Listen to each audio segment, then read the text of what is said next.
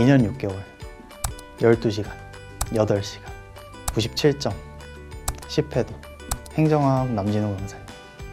1차 피셋 같은 경우는 언어 논리 88점, 상황 판단 60점, 자료 해석 92점으로 평균 80점이었고 2차 시험 같은 경우는 헌법이 100점, 경제학이 100점, 행정법이 92점, 행정학 96점으로 총 97점입니다. 낮하고 저녁 시간에는 이제 스케줄에 따라서 한 과목씩 이제 총 하루에 2과목을 우선 했고 아침 시간이 좀 개인적으로는 좀 다양하게 활용을 했던 편인데요. 가장 좀 중점적으로 생각했던 부분은 전날에 했던 과목들을 좀 복습을 좀 이렇게 하는 그런 시간을 좀 많이 가져가려고 했던 것 같습니다. 그렇게 세 타임으로 나눠가지고 한 4시간, 4시간, 4시간 정도 하면 하루에 한 12시간 이렇게 나왔던 것 같습니다.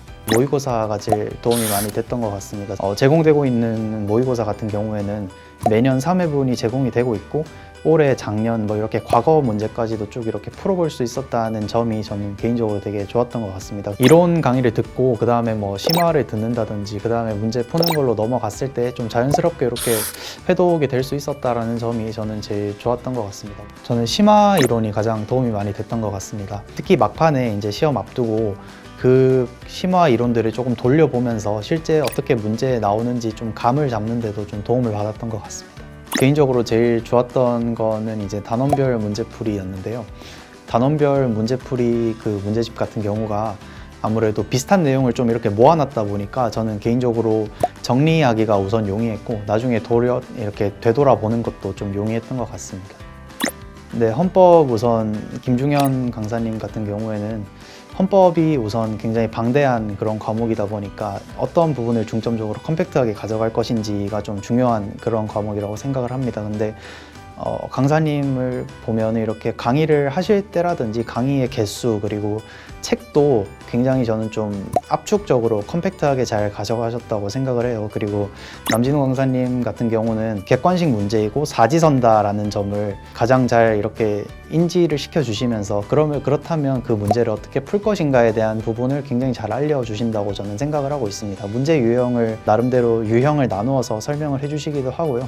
김욱 강사님 같은 경우는 저는 강의를 들으면서 어느 정도 내공이 좀 있다고 느껴진 부분이 있었고 그렇기 때문에 이론적인 이해를 하는데 좀 굉장히 많은 도움이 되었던 것 같습니다. 우선 수험 공부를 하시게 되면 워낙 좀 공부할 내용이 방대하다 보니까 앞에 했던 부분을 뒤에 가면 분명히 다 까먹게 되실 거예요. 그렇기 때문에 복습을 하는 과정이 굉장히 중요합니다. 공부를 앞으로 뭐 처음 이렇게 하시게 되는 분들이 있다면 복습만큼은 좀 철저하게 당일에 하셔도 좋고 그 다음날에 하셔도 좋을 것 같습니다. 네, 제가 공부할 때 실제로 이렇게 사용을 했던 노트인데요.